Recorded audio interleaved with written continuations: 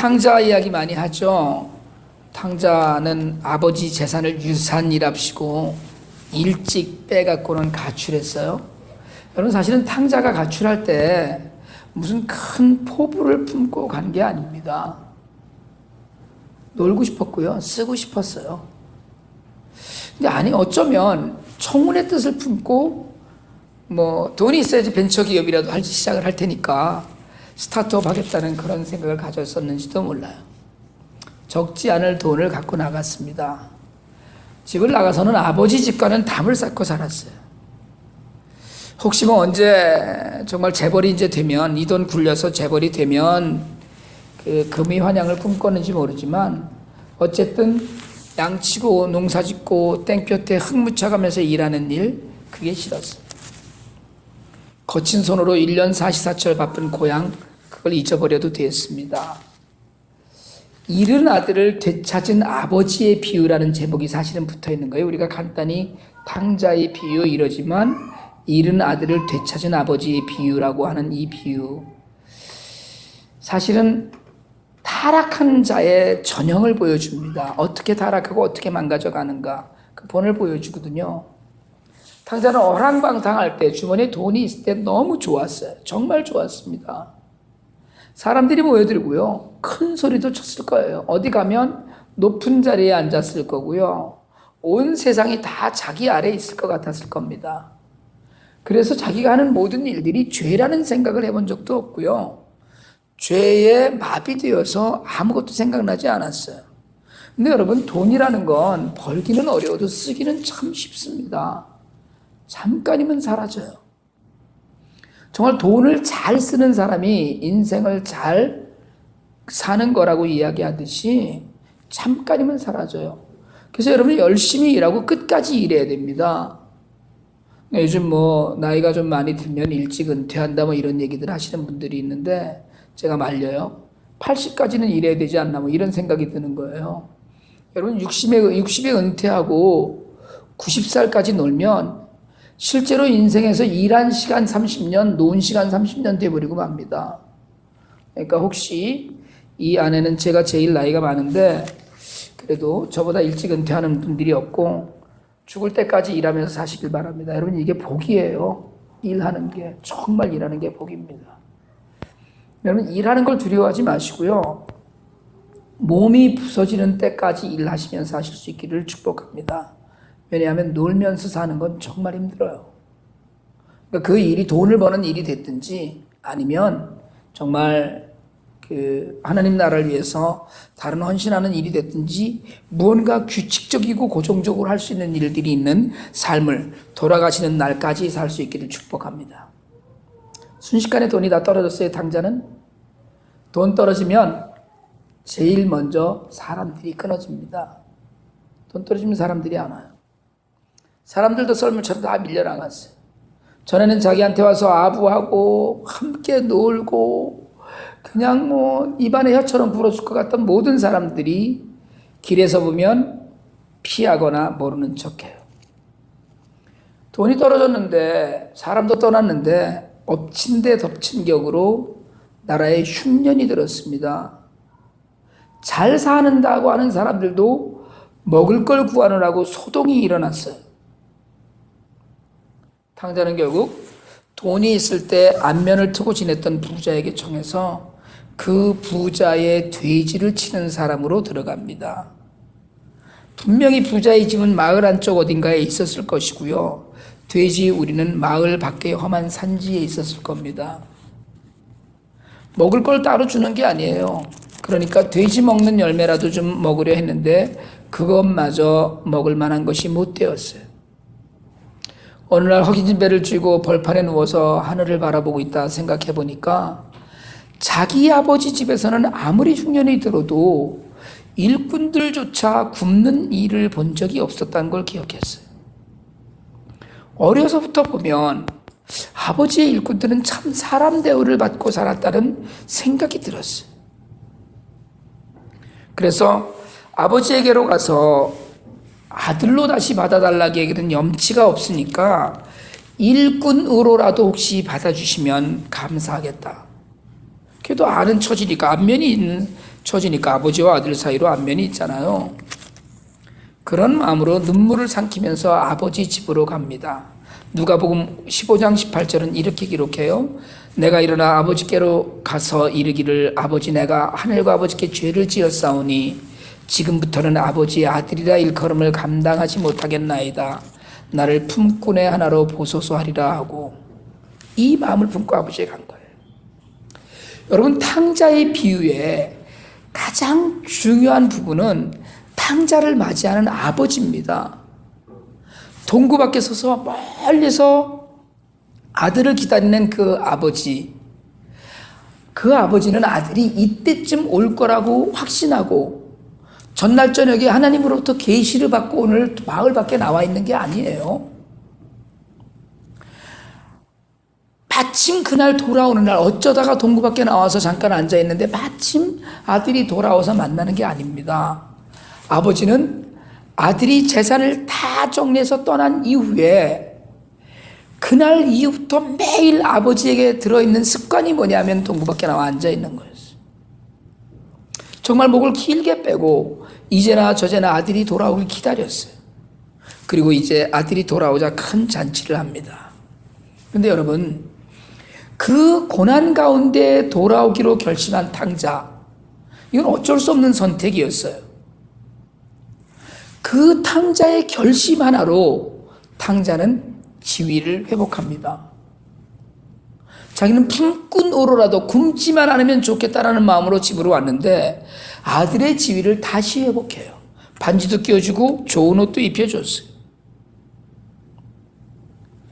물론 그 어쩔 수 없는 선택을 인도하신 분은 하나님이셔요. 그래서 우리가 지난 시간에 얘기했듯이 내버려 두는 것이 벌이에요. 내버려 두는 것이 하나님의 벌이에요. 만약에 탕자가 그대로 재산을 갖고 나갔는데 어디 가서 잘 놀면서 가게라도 하나 했더니 그냥저냥 잘 돼서 잘 먹고 살았다 이러면 돌아왔겠어요? 안 돌아옵니다. 그렇게 하고 나갔는데 애 하나 낳고 혹시 엄청난 부자가 되면 과시하려고 한번 갔을지는 모르죠. 그러나 안 갔어요.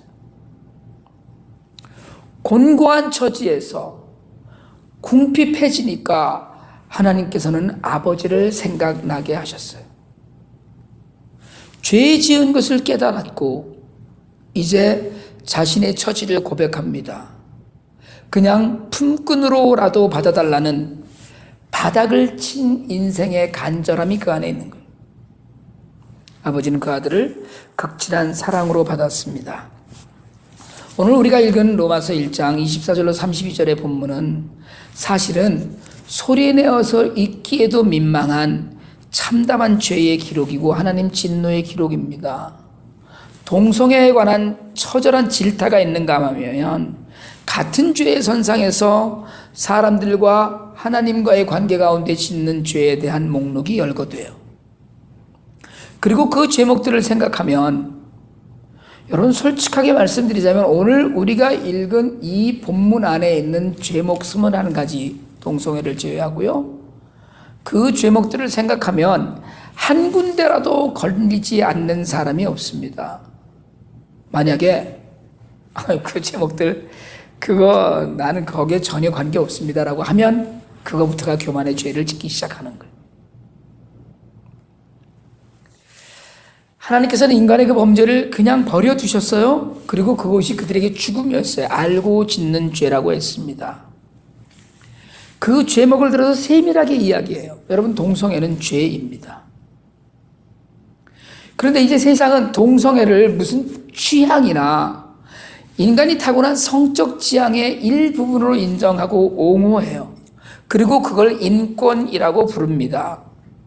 여러분 미국 동성애자는 혹시 관심 있게 보셨나 모르겠는데 대개는 백인 엘리트라는 말이 있습니다. 생각해보면요 동성애 퍼레이드니 이런 거 하는 데를 보면 유색인종 많지 않습니다. 생각보다 그렇게 많지 않아요. 인구 비례로 봐도 많지 않아요. 집요하게 교묘하게 인권으로 포장해서 합리화합니다. 그리고 기독교가 복음의 힘을 잃는 순간 동성애가 교회에 들어와서 주류 세력인 양 행세를 하기 시작합니다. 여러분, 동성애는 죄. 그건 제가 하는 이야기가 아니에요. 내 감정으로 판단해서 저건 죄야, 이건 죄가 아니야 라고 이야기하는 게 아니고 성경이 분명히 그렇게 이야기해요. 성경이 이야기해요. 남자와 여자가 창조주의 뜻을 따라서 순리대로 살면서 성적인 삶에서도 순리를 따라야 되는데 그러지 않고 영리를 따라서 남자가 남자를, 여자가 여자를 향해 음란한 욕심을 품었다는 거예요. 여러분, 하나님께서는 정교하게 인간을 만드셨습니다. 우리를요 그냥 대충 진흙으로 빚었다니까 대충 만드신 게 아니라니까요. 이만큼 정교한 기관이 어디 있습니까? 수천 년 동안 과학자들이 연구해서도 제가 지난주에도 말씀드렸지만 피 한 방울을 못 만들잖아요. 인간의 힘으로는 피부를 못 만들잖아요. 소재공학이 그렇게 발달을 해도 인체의 각 기관을 그렇게 정밀하게 하나님 만드셨을 때 그 기관의 고유한 역할이 다 있습니다. 눈은 보는 데 쓰는 거고요, 입은 먹는 데 쓰는 거예요. 눈으로 국물 떠마시면 어떻게 되겠어요? 대번해지 그냥. 그런데 여러분, 배설기관을, 성적 욕망을 체온으로 기관을 삼는 순간 인간은 모든 창조 질서를 거역하기 시작하게 됩니다. 남자와 남자가 부부가 돼서 아들, 딸을 자녀로 입양을 하고 여자와 여자가 서로 사랑한다고 살면서 아이를 입양해 키워요. 성정체성이라는 말을 입에 올리는 것도 법적인 죄가 되는 세상이 됐습니다. 우리가 그런 세상에 살아요. 그러나 오늘 그 성경은 그 부끄러운 일을 통해서 이미 그 그릇 때문에 상당한 보응을 받았다고 기록합니다. 로마서 1장 27절인데 같이 한번 읽습니다. 그와 같이 남자들도 순리대로 여자 쓰기를 버리고 서로 향하여 음욕이 부릴 듯하며 남자가 남자와 더불어 부끄러운 일을 행하여 그들이 그릇 때문에 상당한 보응을 그들 자신이 받았느니라. 여기서 상당하다는 말은 마땅하다는 말입니다. 성경은 이게 수도 없이 가증한 일이라고 계속 기록하고 얘기해요. 죄악으로 질타하는데 무수한 교회들이 이제 동성애를 마치 하나의 문화의 시대 사조인 양 받아들이고 있습니다. 제가 교회 자리를 찾느라고요 왔다 갔다 하다가 이규열 집사님 가게 앞에 있는 교회를 가서 봤더니 그 한국 교회가 있는 것 같더라고요. 그래서 돌아와서 그 교회에 대해서 이렇게 봤더니 그 교회 목사님을 이렇게 소개를 해놨더라고요. 목사 아무개는 파트너 누구와 그리고 개 이름이 있더라고요. 개 누구와 같이 살고 있다 이렇게 써놨더라고요. 그 홈페이지에 딱 올라와 있는 소개예요. 남자와 남자가 개와 함께. 오늘 본문은 분명히 동성애에 대해서 마땅히 그 죄값을 받았다고 선언합니다. 회복하고 돌이키지 않으면 하나님의 벌 가운데 그냥 버려두시는 끝장난 일들이 교회 울타리 안에서도 벌어지고 있는 거예요. 너무나 많은 사람들이 그러다 보니까 남자와 남자가 걸어가면, 제가 처음에 미국에 26년 전에 왔거든요. 26년 전에 와서 1년 저보다 먼저 왔던 친구놈이랑, 한국에서는 왜 남자들끼리 어깨 동무도 하고 다니고, 솔직하게 얘기하자면 술 마시고 막 미친 듯이 남자들끼리 돌아다니고 여자들끼리 돌아다니고 이랬던 적이 있잖아요. 그랬더니 제 친구가 그러더라고요. 야, 남자끼리 손잡고 다니면 다 게이인 줄 알아? 이러더라고요. 이제는 조금 여자가 두 사람이 어딜 걸어간다거나 남자가 두 사람이 걸어가면 그냥 예사롭지 않게 보이는 그런 시대에 살아요. 예전에 저희가 자주 교류하던 교회하고 연합야배 예배를 간 적이 있어요. 예전 제가 전에 교회 목회할 때 자주 이제 그 교회와 이렇게 연합예배를 자주 드리니까 성도들끼리도 목회자들끼리도 서로 내가 그 교회 집사 안부 묻고 그 교회 목사님이 우리 교회 집사 안부도 묻고 그런 사이였어요. 반가워했죠. 그 교회 청년들이 제법 있었어요. 야외 예배를 가서 짐을 옮기려는데 그게 잘생긴 청년 남자애 하나랑 저랑 같이 이제 주차장에 가서 뭘 가져오려고 같이 갔어요. 동성애를 물어보더라고요. 목사님 견해는 어떠냐? 도저히 용서받을 수 없는 죄냐? 뭐 이렇게 하고 계속 꼬치꼬치 물어봐요. 제가 그때 원론적인 이야기만 했죠. 용서받을 수 없는 죄는 없다. 동성애 문제는 회개하고 다시 죄를 반복하는 데 있고 그걸 인정해달라. 그냥 나는 동성애자로 하나님 믿는 사람이다라고 인정해달라는 데 있는 거 아니냐? 뭐 대략 그런 이야기를 했어요. 근데 여러분 이건 제 짐작인데 그렇지는 않을 거라고 믿고 싶은데요. 저는 요즘 동성애 이야기를 하다가 그때 그 야외 예배를 드리러 가서 주차장까지 걸어가는 사이에 이야기를 나눈 청년, 그 대화, 그때 주변 환경까지 다 너무 선명하게 기억이 나고 생각이 나는 거예요. 그러다 보면 간혹 그 아이가 혹시 동성애 이런 생각을 해요. 여러분, 예수님께서는 우리를 정죄하지 않으십니다. 요한복음 8장 11절에서 예수님께서는 가늠한 여인을 데려온 사람들에게 죄 없는 자가 돌로 치라고 하시고 그 사람들이 다 떠난 이후에 여인에게 말씀하셨어요. 나도 너를 정죄하지 아니하노니 가서 다시는 죄를 범하지 말라. 오늘 성경이 순리대로 살지 않는 것에 대해서 분명히 죄라고 하였고 그에 대한 보응을 받았다고 했어요. 하지만 오늘날 수많은 교단들이 동성애를 마치 성경을 옹호하는 것이냐 호도하고 성경이 동성애를 죄라고 하는 것을 결코 인정하지 않으려고 하는 것, 그건 죄예요. 그건 분명히 악한 죄입니다. 우리의 감정이 아니라 성경 말씀이에요. 이 말씀을 편한 대로 해석해버리고 말씀을 자신들의 입맛에 맞추다 보니까 결국은 죄를 죄라고 이야기할 수가 없는 거예요. 저는 동성애자를 만나면 뭐 좋아할 일, 반가워할 일도 아니겠지만 적어도 그들을 개인적으로 증오하고 싶지는 않습니다. 그러나 성경은 제 개인적인 감정이 어떻든지 혹시 제게 알게 모르게 동성애의 취향을 가진 친구가 있다고 할지라도 동성애는 제 개인적인 감정과 제 환경과 아무 관계없이 반드시 돌이키지 않으면 하나님이 버리시는 죄라고 가르쳐요. 성경은 계속 가증한 것이라고 명기합니다. 따라서 동성애자를 혐오하기보다는 돌이켜 갈 길을 위해 기도하고 성경이 이토록 준엄하게 죄라고 기록한 것을 가르치면서 죄라는 걸 잊지 않게 해야 합니다. 그러면 여러분, 성경이 이렇게 오늘 성경조차도 적나라하게 이렇게 죄라고 이야기했으니까 그럼 죄예요. 동성애자는 죄인입니다. 그럼 우리는요?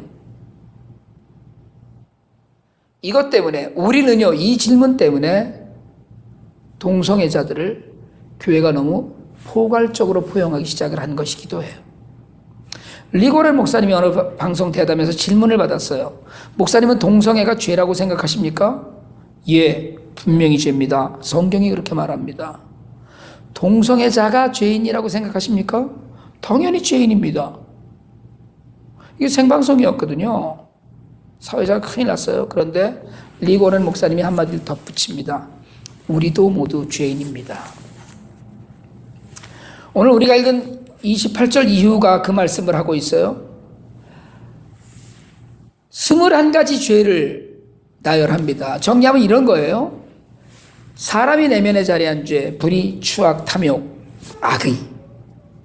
공동체 인간관계 사이에 있는 죄, 시기, 살인, 분쟁, 사기, 악독, 수근수근하는 것, 비방, 우매하게 구는 것, 신의가 없는 것, 무정한 것, 무자비한 것, 부모를 거역하는 것.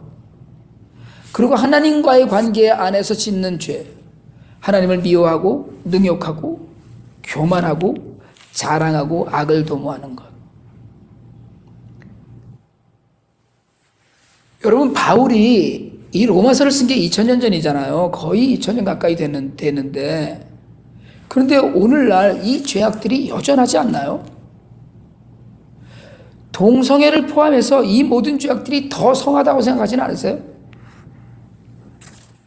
혹시 이 중에 하나라도 난 전혀 저 중에 나하고 해당되는 건 하나도 없습니다라고 그런 분이 이 자리에 혹시 계신가요? 여러분, 탕자의 아들은 극한 상황에 몰리자 아버지 집을 생각했습니다. 근데 사실은 집을 안 나갔으면 더 좋았던 거예요. 하나님께서 내버려 주실 때는 두 종류의 사람이 있습니다. 한 사람은 버린 사람이 있고요. 한 사람은 기다리는 사람이 있어요. 하나님은 마땅한 보응을 이미 받았다고 해서 내버려 두신 사람이 있지만 탕자처럼 돌아오기를 기다리고 계시는 사람들이 있어요. 그래서 대단히 죄송하지만 오늘도 우리가 죄를 지어놓고도 뻔뻔스러운 얼굴로 이 자리에 나와 앉아있지만 하나님은 우리를 아직 버려두고 계신 거예요. 우리가 죄를 지을 때마다 뒤통수라도 한 대씩 탁 치시면 하나님이 뒤통수 치시면 어떻게 되겠어요? 가만히 생각해보니까 하나님이 뒤통수를 치시면 눈알 빠졌을 것 같아. 에? 하나님이 회초리라도 한 대 맞아라 그러면 한 대만 맞으면 다리 종아리 부러지지 않아요. 여기 다 부상자들만 나오지 않았겠어요? 에? 하나님 우리가 죄를 지을 때마다 뭐라도 하나 야 이놈아라고 알밤이라도 하나 하면 이게 머리가 그냥 남았겠어요? 하나 부서지지? 그러니까 내가 생각하기에 죄 지을 때마다 하나님이 벌을 하나씩 주시면 다 목발이나 휠체어를 타고 여기 나와 있거나 붕대로 얼굴을 가리고 있거나 뭐 이빨이 몇 개 빠져서 틀리하고 나와 있거나 이래야 되는 거예요. 기다리고 계시는 거예요. 사형에 해당한다고 하는 죄가 동성애만이 아니라 수근거리는 것도 비방하는 것도 시기하는 것도 교만하고 탐욕스러운 것도 사형에 해당한다고 오늘 성경이 이야기했어요. 어느 목사님 그렇게 설교하시더라고요. 큰 돌은 물에 빠지면 가라앉고 작은 돌은 안 가라앉느냐고 물어보시더라고요. 여러분, 큰 돌이나 작은 돌이나 물에 빠지면 가라앉습니다. 나는 작은 죄인이고 너는 큰 죄인이다라는 건 없다는 거예요. 너는 돌이키지 못해서 하나님께 버림받은 죄인이고 나는 그래도 예배도 다 갔다 왔고 지난주에 11조도 했으니까 나는 이번 주에는 괜찮은 죄인이다. 이건 없다는 거예요. 탕자는 극한 상황에서 아버지 집 생각했거든요. 하나님께서 주시는 근심은 우리를 그러니까 양심에 찔린다거나 이렇게 얘기하잖아요. 근데 하나님께서 우리가 근심하게 하시는 날이 있다는 거예요. 하나님께서 주시는 근심은 회개하게 한다고 바울이 고린도후서 7장 10절에서 분명히 이야기를 했어요. 세상 근심은 우리를 뼈가 마르게 하고 죄 가운데 있게 하지만 하나님 뜻대로 하는 근심은 회개의 열매를 맺게 하는 거예요. 성령께서 우리를 근심하게 하는 거예요. 여러분, 우리에게 이런 복이 있기를 축복합니다. 근심하세요. 내 죄를, 내 부족함을, 하나님 앞에서 바르지 못한 걸 근심할 수 있어요. 내 죄를 걱정해야 됩니다. 여러분, 동성애는 죄입니다. 그렇지만 여러분, 동성애자를 손가락질하고 혐오하기 전에 우리는 우리에게서 나는 죄악의 악취를 맡을 수 있어야 돼요. 오늘 28절이 이 21가지 죄악을 열거하기 전에 동성애와 함께 그 죄들이 다름없는 것임을 연결하는 구절이거든요. 우리 로마서 1장 28절 한번 같이 한번 읽습니다. 또한 그들이 마음에 하나님 두기를 싫어하며 하나님께서 그들을 그 상실한 마음대로 내버려 두사 합당하지 못한 일을 하게 하셨으니, 이 이야기 이후에 사형에 해당하는 죄로 앞에 21가지 죄를 열거해요. 하나님 나라 밖에 있는 자들을 내버려 두신 하나님께서 탕자의 아버지처럼 기다리고 계실 때 말씀을 듣는 우리는 속히 돌아와야 돼요. 성령께서 우리를 듣게 하시고 마음에 찔리게 하실 때 여러분 정말 마음을 열고 돌이키는 것이 은혜이고 믿음이고 복입니다. 오늘 성경의 이 경고의 말씀을 듣는 것이 우리에게를 향하신 하나님의 사랑이고 은혜이고 복이에요. 여러분, 바라기는 우리가 함께 속히 돌이키는 결단이 늘 있기를 원합니다. 사실은 우리도요, 늘 죄 가운데 있어요. 동성애자들, 동성애는 죄고 그 안에서 죄 아까운데 산다 우리가 손가락질하지만 우리도 사실은 돌이켜보면 저 21가지 중에 어떤 것이든 걸려 있을 수 있습니다. 그것만이 죄겠어요. 수없이 많은 죄악이 우리가 배웠는데도 여전한 것들이 있어요.